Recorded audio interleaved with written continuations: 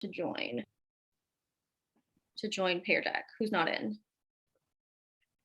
think we're missing 3 people.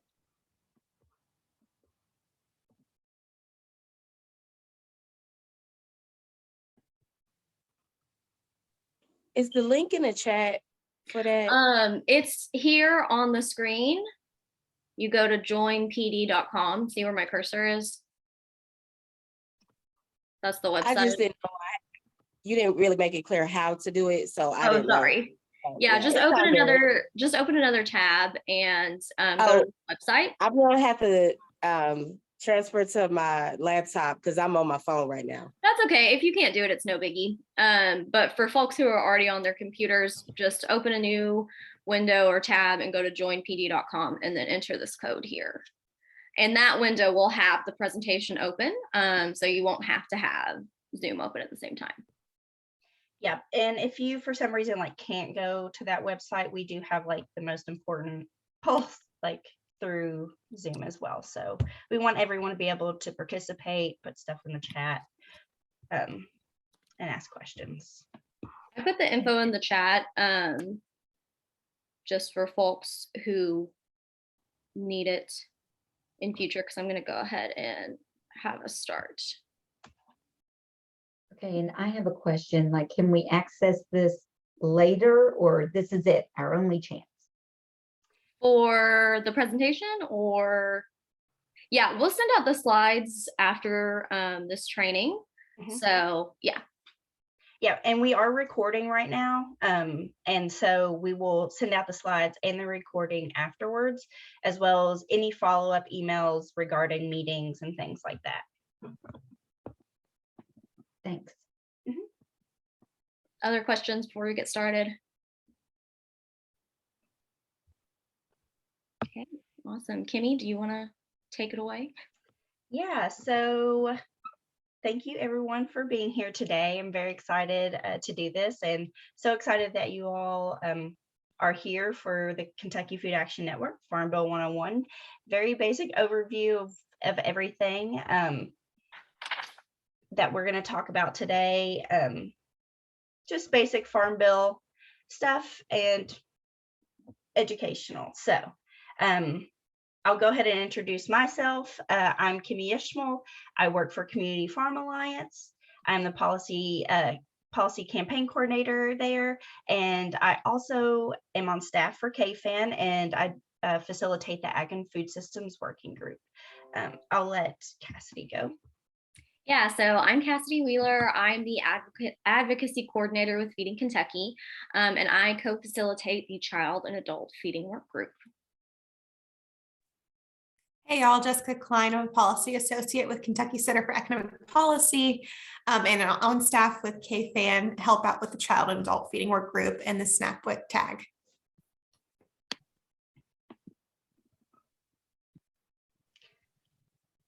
So we're just going to kind of start out by seeing what y'all are interested in learning about with Farm Bill. So this could be like, maybe you don't know that much about Farm Bill, so you came here for, an intro, or maybe there's a specific aspect of Farm Bill that is most relevant to you that you want to learn about, or maybe, you're wondering about how you can best advocate. So if folks could just type a little something in the chat, and we can discuss. And we'll give you about a little under a minute to. Okay, so are we to type in the Zoom chat, or how? In the Pear Deck tab that you're open on, if you type it in there, the short answer, it should be on the right. You have a place to type it. I don't see that. All I have is the opening slide. Well, if you can't, you can type it in the chat in Zoom if that's better. Yeah. Yes. Yeah, but if you don't have access to the website, just put it in the chat. You can also just shout it out. Very informal here. We're not super worried about it.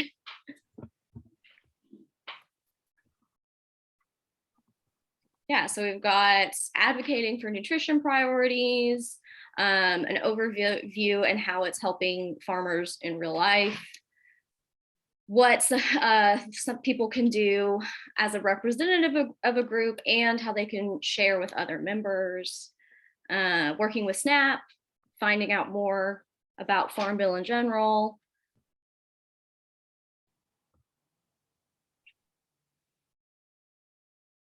Yeah, what KFAN is doing and our partners and how your work can align with that, more SNAP, protecting and expanding nutrition programs. Jessica, do we have anything in our chat or Zoom chat? I just put in Snap, but if others want to share anything in the chat, you can too.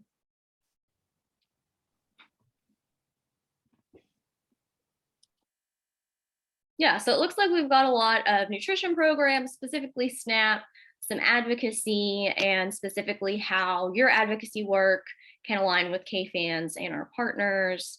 And then also, you know, how Farm Bill impacts real farmers. And then we've got this last one, how Farm Bill subsidizes healthy food. Yeah, good deal. Awesome. All good points that we will be discussing. So we have a pretty packed schedule today. We have a lot of things we're going to be looking at. So, you know, we're going to start off by looking specifically at what the Farm Bill is, how much does it cost, what's included in it. So there are 12 titles in Farm Bill, and we're going to be looking at all of those. How the Farm Bill is passed, what's covered in it, what's not covered in it. And then we're also going to be looking at our priorities and advocacy opportunities coming up. So, like I said, about Farm Bill, how it gets done, and then what we as advocates can do. Kimmy, I think this is you. All right, so we'll start off a little bit of what is the Farm Bill, a bit of context in its history, kind of like a timeline. So the original Farm Bill was in 1933, if you're not familiar. But it was also part of the New Deal, and it addressed the Great Depression and the Dust Bowl. And some things to note in there is the nutrition programs were added in 1973, and that's when the Farm Bill became omnibus bill. That means like a huge bill. And the most recent Farm Bill was in 2018, the Agricultural Improvement Act, and it largely carried over from the 2014 bill. So that's just a little bit of history, context, timeline. You know, it's a huge piece of legislation, kind of like Cassidy said, we have 12 titles that we'll be looking at today. So things are added almost every time. So we'll talk a little bit more about that today. And one question people always have is, what does this cost? It's such a big bill. What are we spending on it?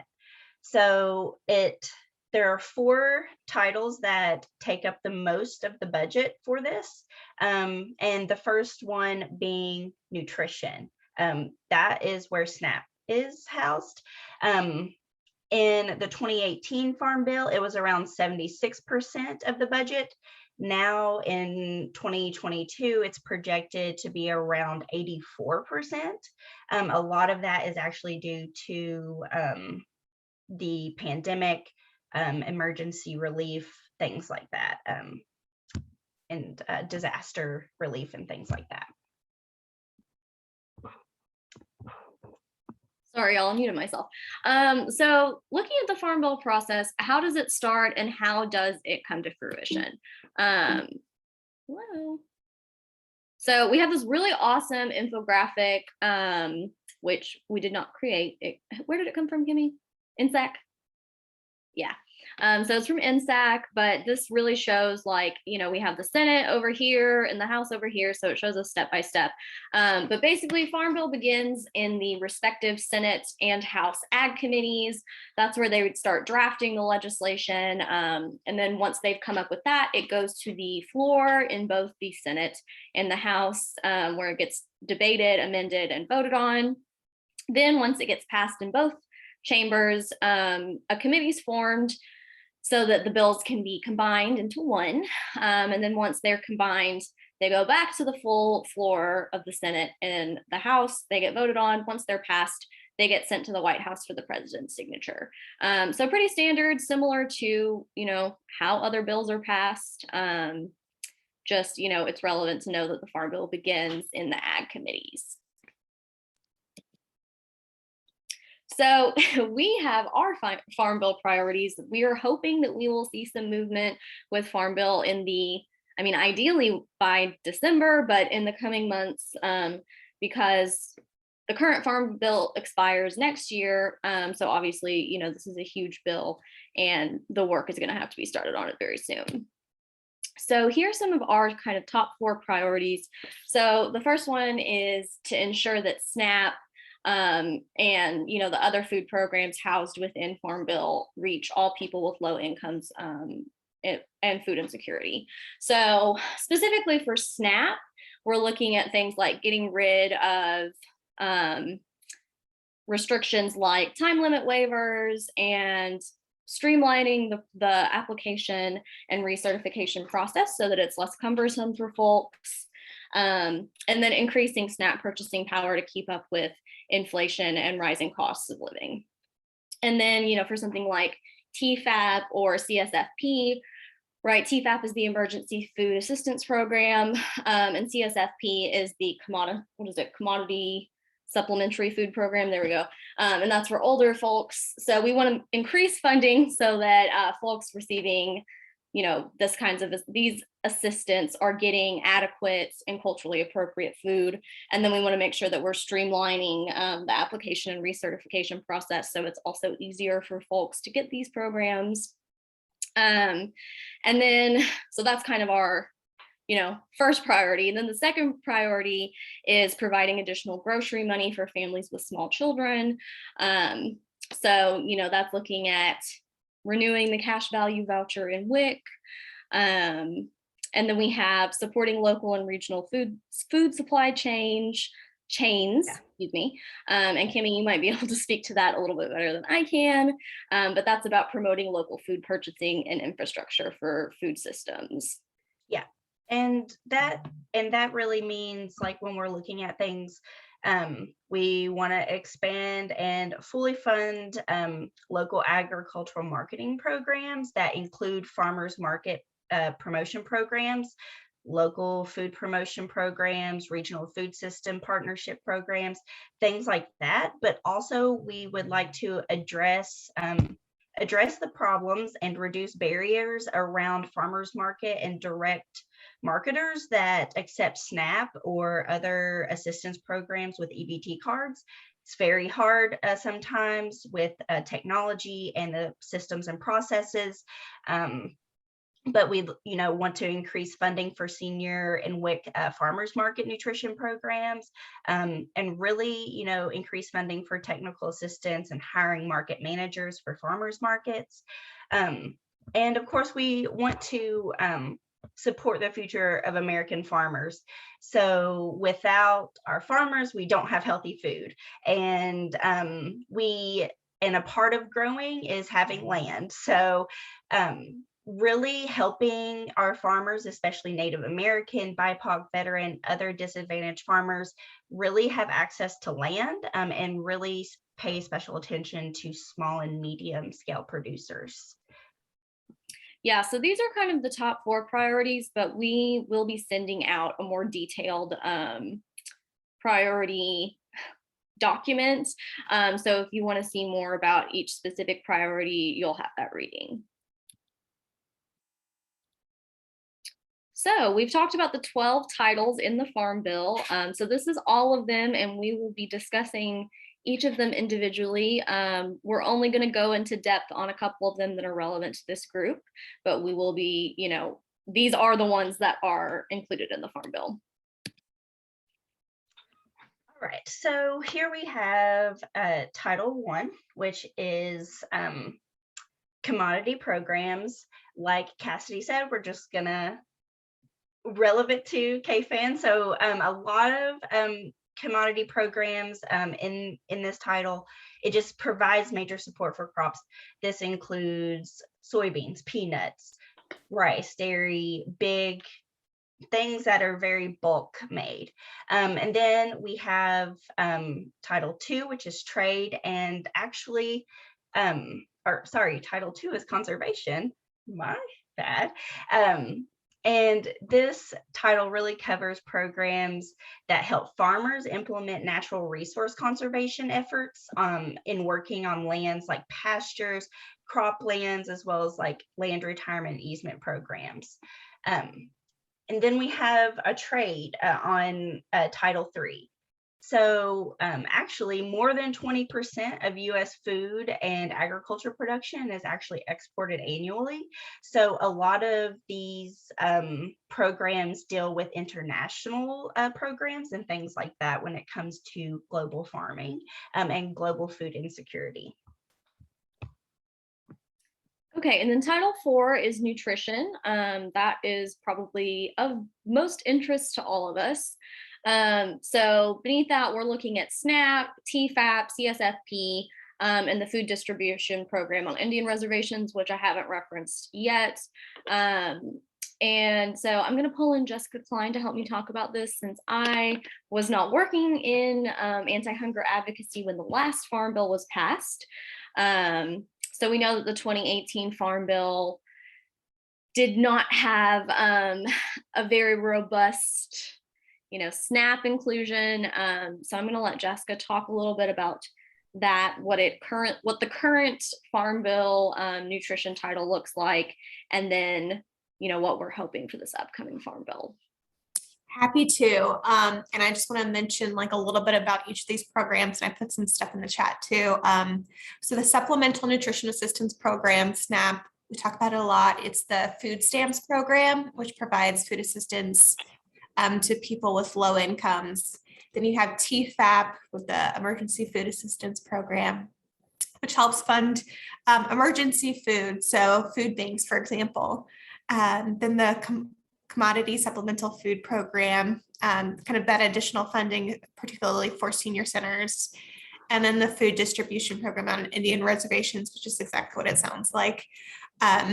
So there was an increase in funding in 2018 for a lot of these programs, and a ton of details about the SNAP program. I'll mention a few, but I'm going to put a link in the chat for FRAX analysis from 2018, and it really goes into all of those pieces. So if you're really interested in food stamp program SNAP, you can take a look at what all of those were from 2018 to know maybe a little bit more about what we can work on this year. So a few things that it helped to do last year was it increased funding for things like the SNAP employment and training program, as well as the education and nutrition education program. So increased funding for a couple of those supports, made adjustments to how EBT systems are monitored. What else did it do? It simplified the homeless and housing education deduction, and established that we have to reevaluate and publish the Thrifty Food Plan every 5 years. So for example, you might have heard a little bit about that this past year when they evaluated that and increased the amount of benefits that people received through the SNAP program. So that piece worked, and people did see an increase in SNAP because of that. So this is a super important component of the Farm Bill, is all of these impacts to the SNAP program. We know that they impact over 500,000 Kentuckians. So it is super important. And I'll just mention a few things that we're looking for this year in this nutrition section. So one, increased funding for these programs, the ones mentioned here. And in SNAP in particular, we could see things like getting rid of the time limit waivers, which is the component that requires people to report work requirements. There's also a lot of state options around that waiver. For example, the last Farm Bill established that only I think it's 12% of those cases could be exempted from having to do work requirements. That number could increase, for example. So that's something we could take a look at. We could also see more flexibilities around college students. That's something we've seen throughout the pandemic that could definitely be included here now. And we could see the elimination of the drug felony ban from SNAP. That's something that Kentucky actually eliminated 2 years ago, but there are still a few states out there that have that ban for people who are formerly incarcerated from the SNAP program. So that's something we could do federally through this bill. And then we could see some additional flexibilities and funding for that SNAP ENT program to provide supports like transportation and other supports for that program. So there's a lot of pieces in there, but definitely want to share those are some of our priorities. And then there's a lot from 2018 to take a look at too. So feel free to check out that FRAC resource I put in the chat. Awesome. Thanks, Jessica. And like I said, we'll send out our priority pages and y'all can take a look at kind of the more in-depth asks.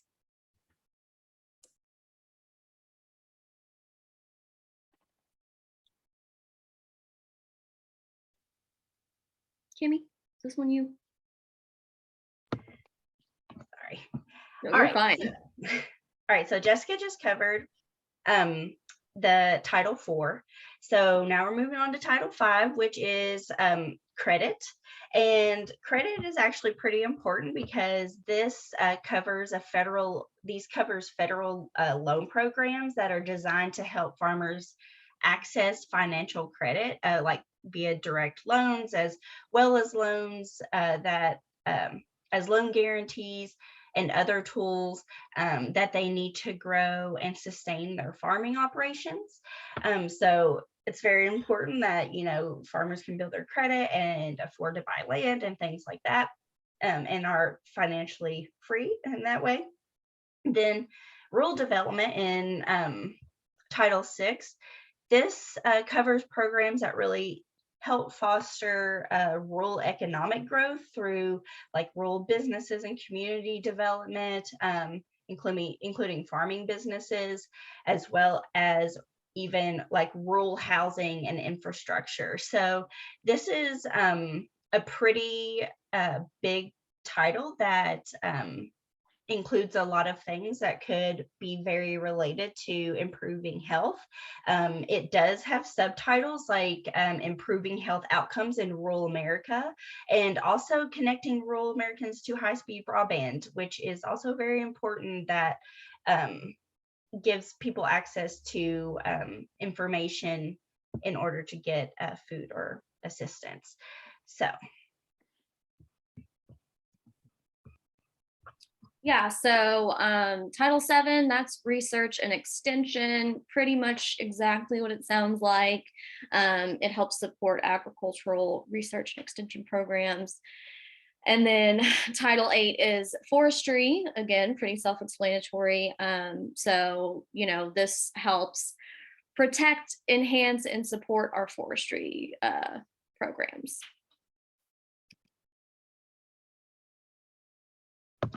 all right, so moving on to some other titles that are very interesting.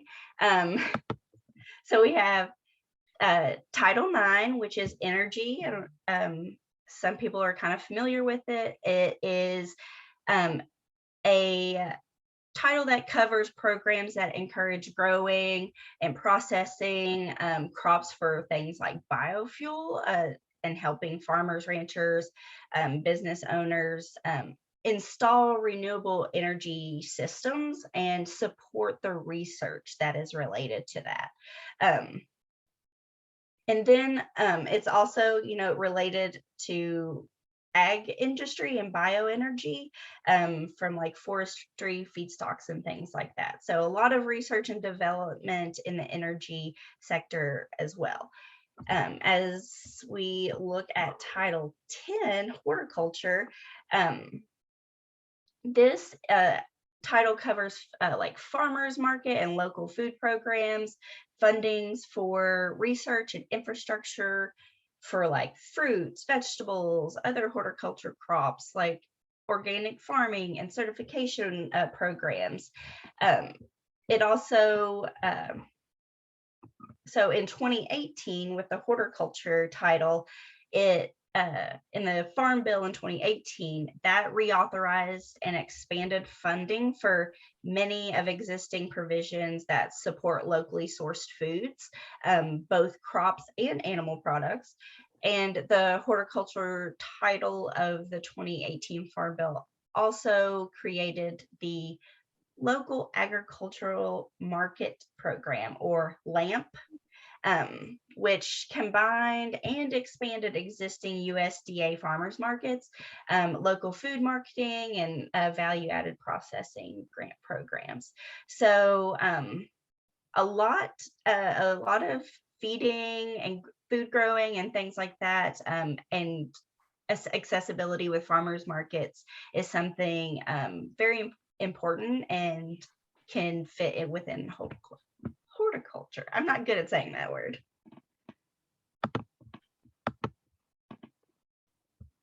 All right, so moving on to, see, Title 11 and 12.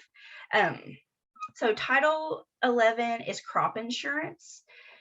So if you're not familiar with crop insurance, it's basically exactly what it is.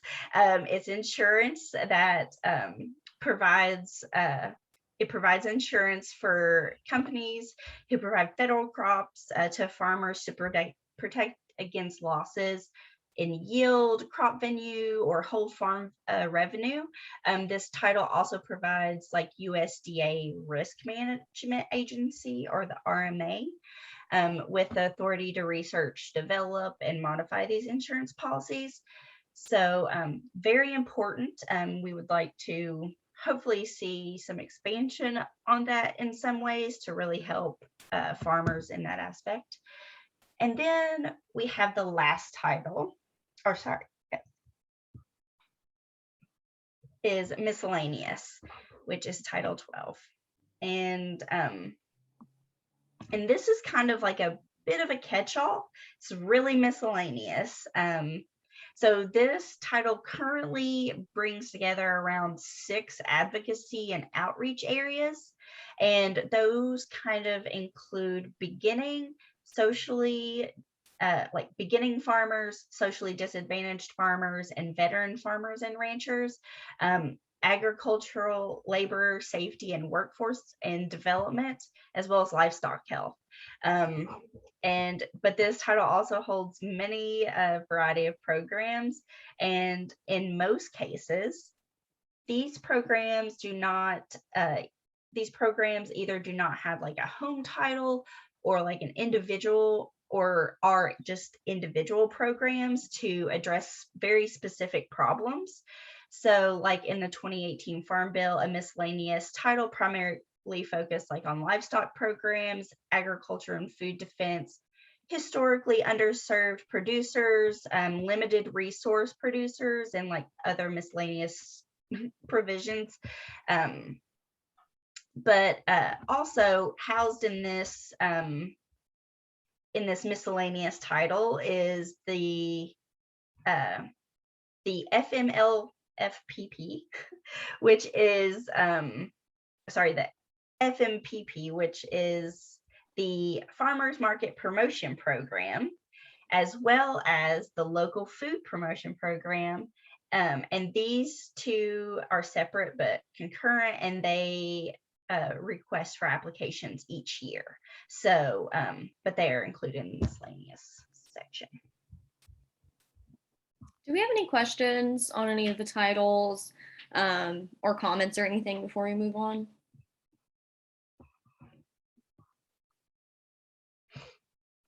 No? Clear? Cool.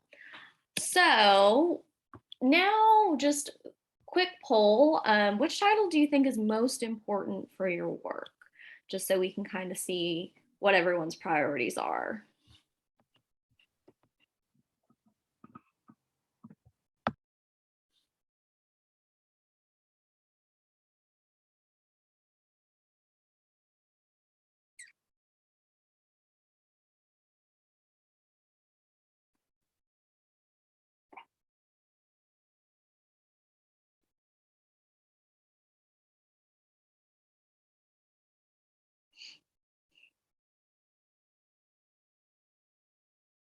Yeah, and you may be only able to select one. I'm not sure. I mean, like I said, this does not have to be the end all be all. We can have a discussion about them, but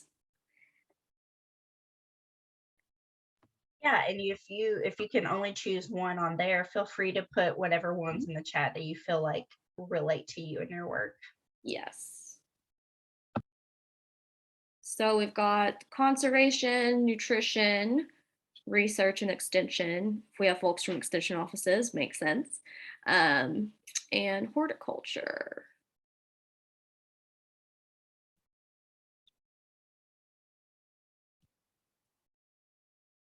Cool. Yeah, I'm not surprised. I assume nutrition would be number one, but good to know about the other 3 titles that are relevant to y'all.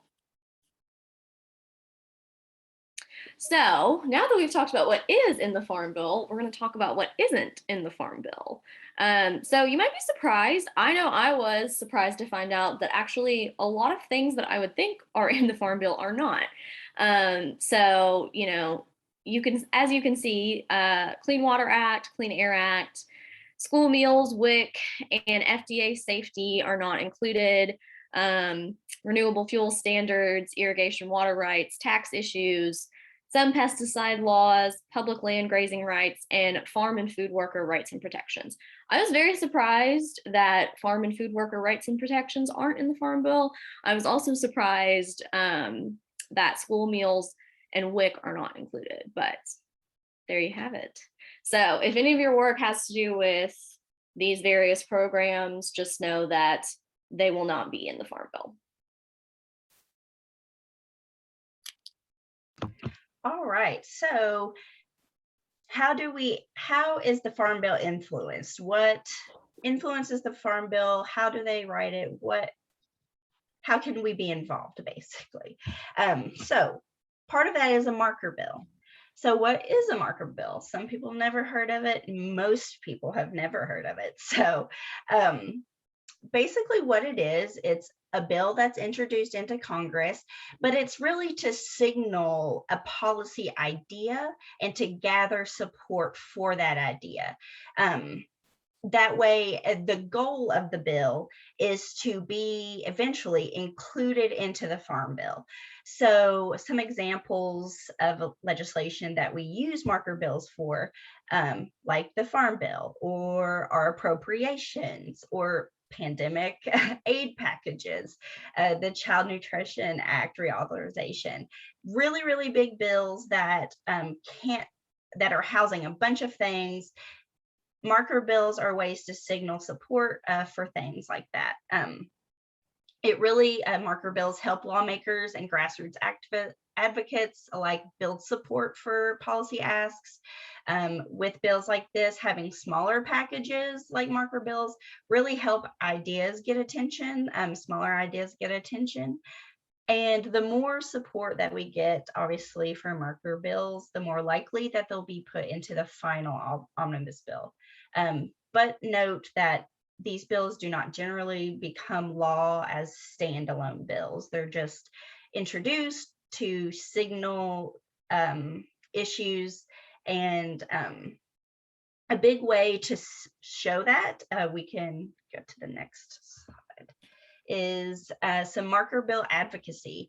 So the biggest way to signal support, like I said, is to show, call your member of Congress and tell them to be a sponsor on a specific marker bill that you see or that you're interested in, because the more sponsors or co-sponsors that the bill has, the more it shows all these constituents everywhere are for this issue. So it's very important. You know, you can send an email to your member of Congress asking for their support for different things, set up a meeting or show up at an event. There's going to be events coming up, which I'm sure members of Congress will be, and it is election year. So there's definitely a lot of opportunities to talk to your member of Congress and say, hey, I'm very passionate about this issue. I see that this bill has come up. Would you support it to be in the Farm Bill? So yeah, that is a little bit of advocacy that is how a lot of the Farm Bill is influenced. So, so yeah, and hopefully it could be possible we are going to be following up with this afterwards, but we will be focusing hopefully on some marker bills that are relevant to KFAN's work and work that you all do and that you all care about as well. So just keep an eye out for that. Questions on marker bills? Yeah, any questions on those? Okay. So in line with that, what advocacy opportunities are there? So we will be having a lot of trainings coming up in the next couple of months. Kimmy sent out an email about that today, and Jessica posted them on our Facebook.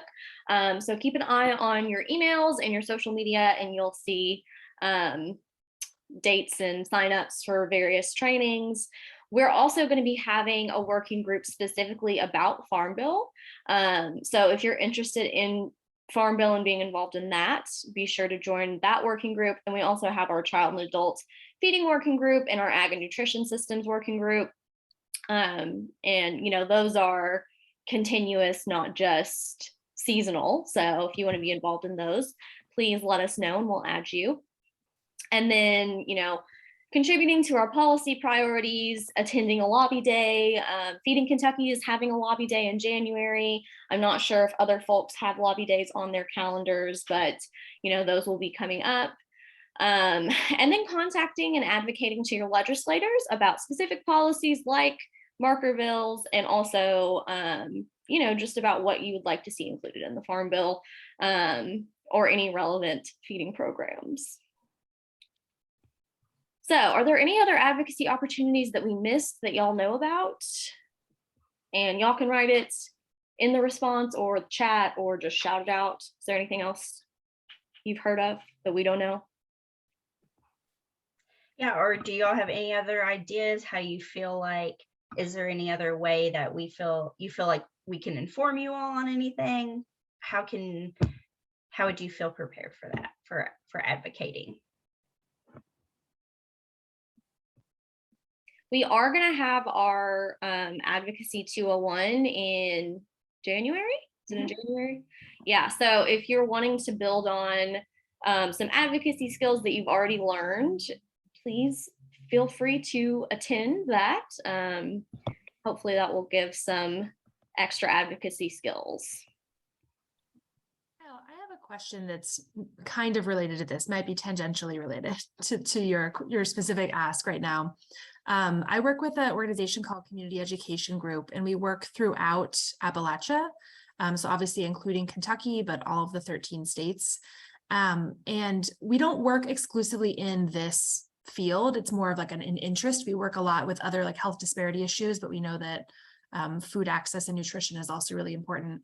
I'm curious if KFAN works in a regional space, or if there are other organizations that are thinking about these issues regionally, because I seem to only have come across organizations that are working within their state and then sort of, advocating federally. And I'm just curious if there's much work going on that's talking about like Appalachia as a region regarding all of these issues.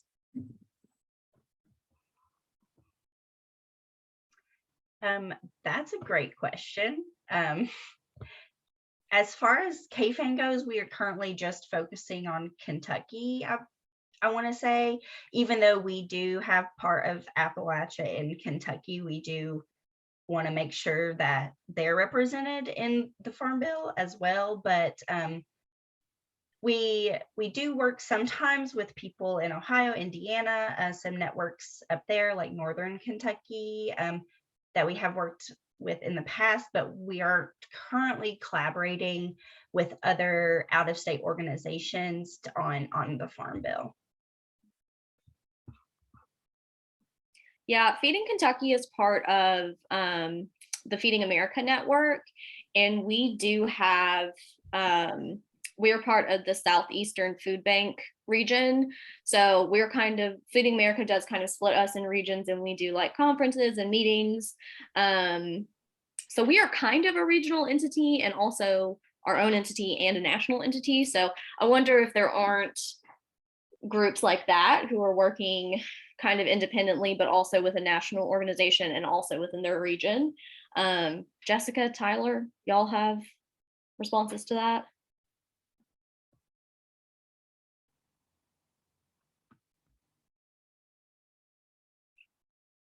Well, maybe that's my other advocacy opportunity then, is thinking about all of these issues from like a regional perspective as well.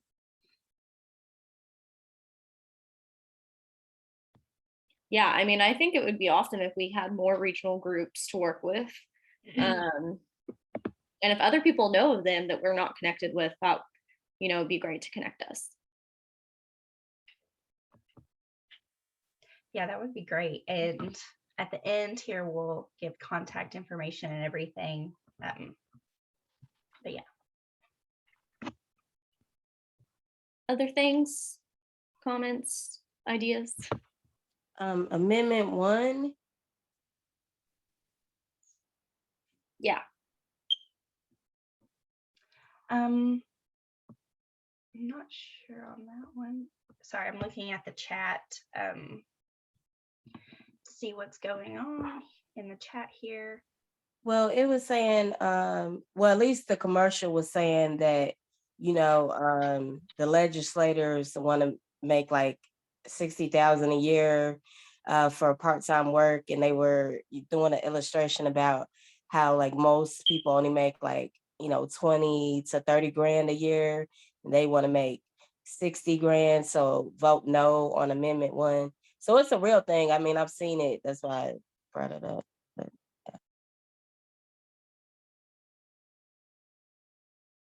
Yeah, Amendment 1 is about giving the state legislature the power to determine when session starts and ends.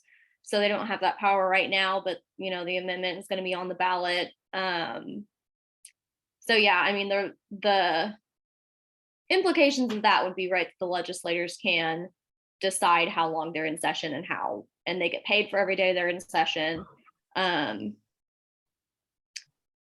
Yeah, that's the backstory behind that. Yeah, and I do want to say, someone put in the chat about the Farmers Market Coalition. They are great. I believe they are more on a federal level, but they do work regionally as well, because Community Farm Alliance, who I work with, our Farmers Market program team works with them on a lot of things. So I would definitely look into them as well. Cool. And a little bit of what's next.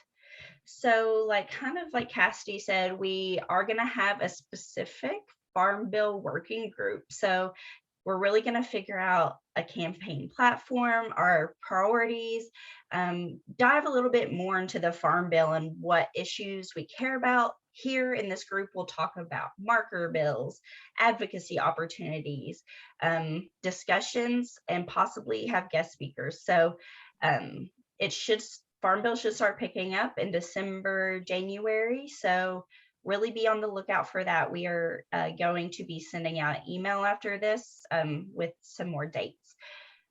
Also, like we said earlier, we have a couple of other trainings and webinars coming up that we're pretty excited about.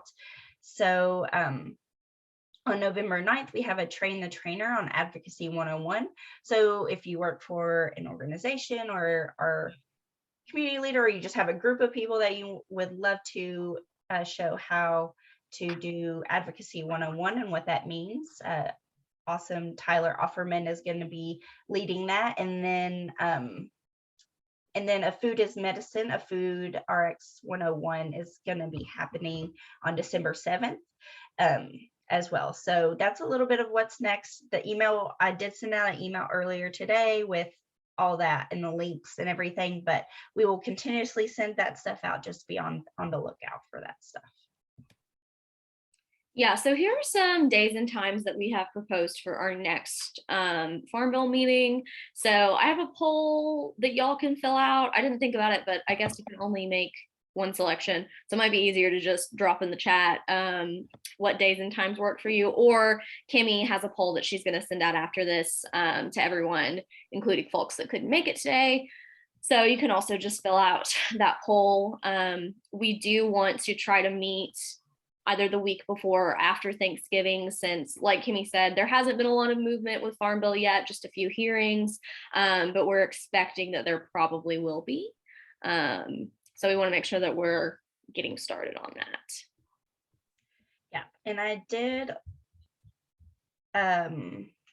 launch a poll just now. If you want to answer that on Zoom and on the other thing, just so we have, if you weren't able to do the one on the website, just do the one on Zoom as well.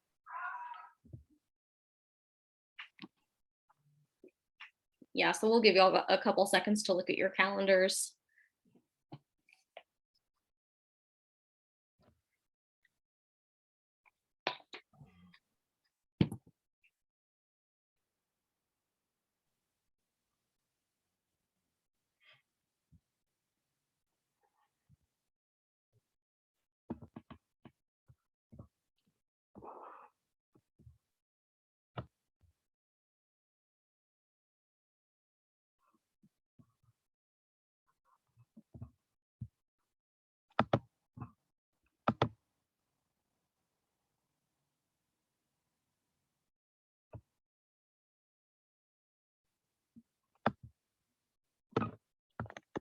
Okay, so potentially December 6th, maybe. Like we said, we'll send out a poll to all of the members to get a clearer idea of what works for everyone before we set a date and time. Yeah. All right, and then let's see here. This is our info. So we have a little bit of information underneath there. So I am the facilitator for the Ag and Food Systems Working Group. And also I'm going to be helping with the Farm Bill Working Group. So if you are interested in that, please email me. I will be in contact. And then Jessica as well. She is a part of the child and adult feeding, and she also helps with the SNAP and WIC technical group. And Cassidy is with the child and adult feeding, as well as going to help with the Farm Bill as well. And Tyler is helping with basically everything. Food is medicine, farm to school, white paper, as well as the SNAP and WIC technical assistance group and the Ag and Food Working Group as well. So whatever you're interested in, feel free to contact any of us. We would love to have you. So yeah, and even if you contact one of us and we're not in charge of it, we can put you in contact with who is. Mm-hmm. Yep, and you can be added to the listserv, receive the emails, things like that. So yeah, and so we have 5 minutes left. And I just kind of want to end saying thank you all so much for being here and taking time in your afternoon to talk a little bit about the Farm Bill with us. Just a basic overview of everything, you know, high view of everything. So the next meeting, just keep a lookout for your email. Like we said, should be out by the end of the week. So when we decide on a date, Farm Bill Working Group will start up next month. So come with all your ideas and questions and issues and anything you have. Does any of the KFAN staff want to say anything? Do you all have any questions or comments or anything? Yeah. Like I said, Feeding Kentucky is having a lobby day. It's either at the end of January or beginning of February. So I'll send that information out once, you know, we have things situated a little bit, but just keep that on your radar if you're interested in participating in a lobby day. And how do you find out about other lobby days potential, like just in case y'all don't put it up? Is there another place we can look for this kind of information?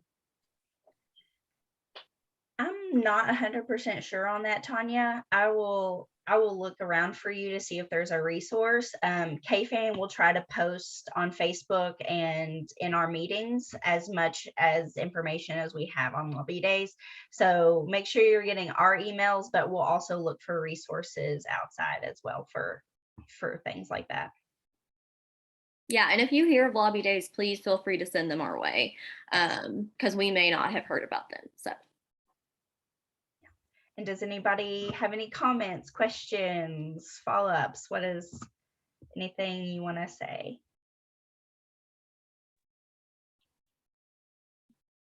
Hi.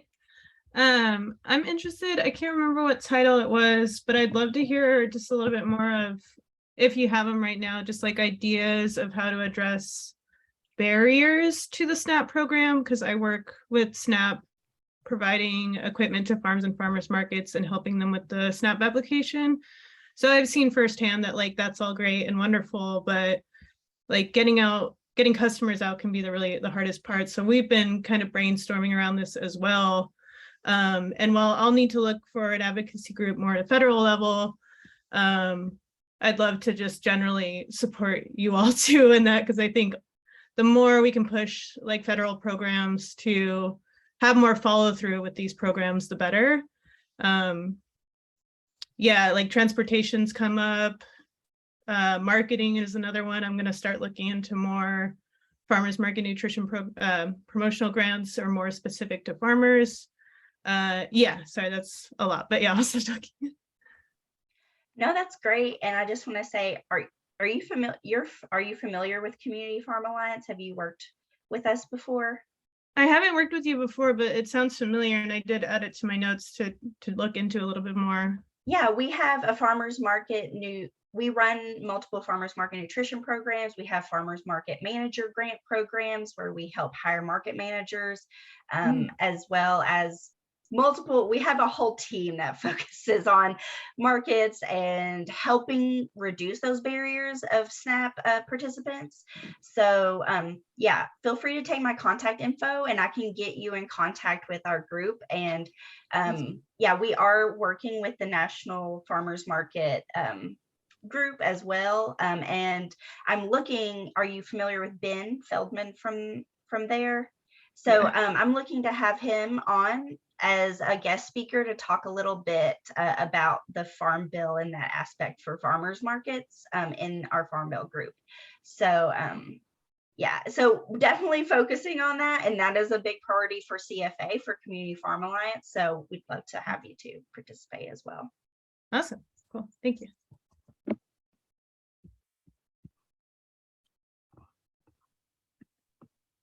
Hi, Rosie. All right. Well, thank you all so much for joining us. Yeah, thank you all so much. It was so great seeing you all. Yeah, and if you have any extra questions or anything, feel free to email us.